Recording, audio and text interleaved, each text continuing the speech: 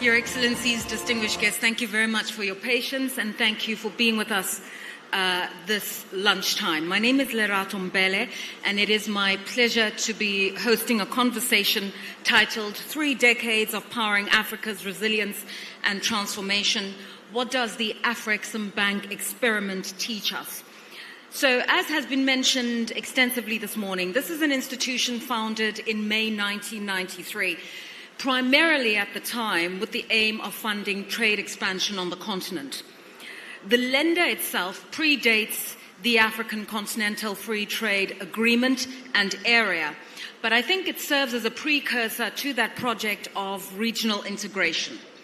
It is a precursor for the trade infrastructure that was necessary to be built and established. It is a precursor for the payment systems and bank coordination and connectivity that was subsequently created through SWIFT banking systems. It's a precursor for manufacturing, industrialization and value addition for made-in-Africa goods. And also it is a precursor for facilitating access for small and medium enterprises on the continent. The question is, since 1993, has Afreximbank realized its mandate, or has it even exceeded its mandate? And that's the essence of the conversation we're going to be having here today. Okay. Joining me is Professor Bart Nnaji, the Chief Executive Officer of Geometric Power, a scientist, a former Federal Minister of Power and an expert on building resilience for future economies. If he can join us now on stage, we're really delighted to have you.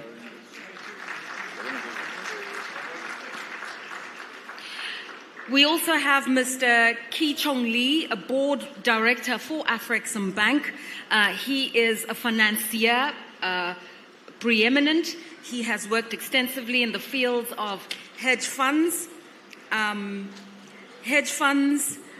Mauritius Bank, tax laws, and trading across different jurisdictions. And so really and truly, when we talk about how MDBs coalesce with commercial banks, this is his expertise. Mr. Ki Chong Lee, please join us. We also have Madam Rosa Whittaker, the President and Chief Executive of the Whittaker Group. She's been extensively involved in trade negotiations. She's a policymaker, a former U.S. Assistant U.S. Trade Representative under the presidency of Bill Clinton, and she can really speak to the diaspora links bringing together Africa and the big economies of the world. So thank you very much for joining us, Ms. Rosa Whittaker. We also have Mr. Aliyu Ahmed, from the Federal Ministry of Finance, in charge of Africa and bilateral economics. Obviously, he can speak to the complexity of political economies in Africa, the complexity of doing things like negotiating and consensus building when there are delayed appropriation bills in Parliament, how you deploy public funds, dealing with issues of liquidity in an economy as well. So thank you very much for your time, sir. And we're also joined by the Honourable Patrick Anthony Chinamasa, former Minister of Finance for Zimbabwe.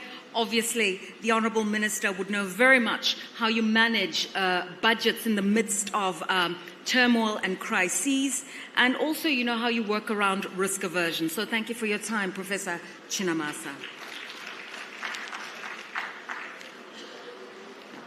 I want to latch onto this term context sensitive, Professor Bart Nnaji, because, some people would say that is a dilemma in itself. When you are an African institution capitalized by African states, working on a continent that is vulnerable to vulnerabilities, for instance, there would obviously be constraints of capital that the shareholder countries are facing, let alone capitalize the institution itself.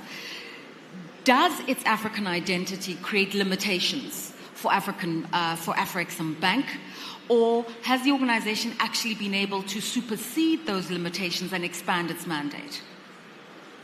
Thank you.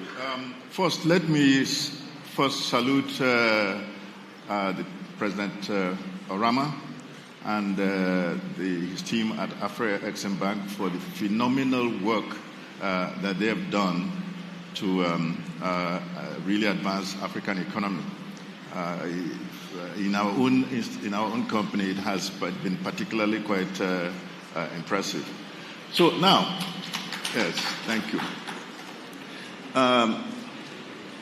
Afreximbank's role has become something that all the institutions that used to want to do something in Africa can now emulate, because there is that statement made earlier by someone that where the others step back, Afreximbank steps forward. Yeah.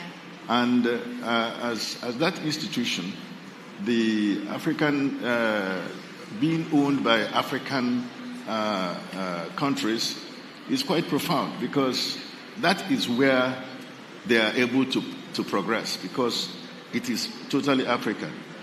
The other institutions that are much more diverse have profound limitation, because people have different interests that they bring on board, but they don't have it. They have taken the fate of Africa in their own hands, and they are moving forward. And that, to me, that's why they have been able to take decisions. They are very rigorous in their processes, but with that, they are confident that what they are doing is for advancement of the continent. The second part of our conversation needs to look at transformation as much as we're talking about resilience. So, initially this was meant to be a lender for trade facilitation, but I think the mandate has been expanded. And in your experience, what is that expansion to the point that it leads to the transformation of how people transact, live, and work on the continent? Thank you very much. The transformation that we're talking about, I think when we look at specifics, say infrastructure projects, they lead to trade. I'll use our own case as a good example. In the case of our project, we started about 20 years ago to do a project where everybody knows that electricity epilepsy is what we know in Nigeria. But so we said, let's create a model, and that model will be have integrated power. You have generation, you have distribution, all in one area. So we got a concession from government to do it, and that concession was the security of the whole project. So we didn't ask for sovereign guarantee. So fast forward, we got support to do the project up to some point. By the time after privatization, the government did something that essentially sent the project backward, in that the concession was breached. When the concession was now breached, we went into a 9-year stall.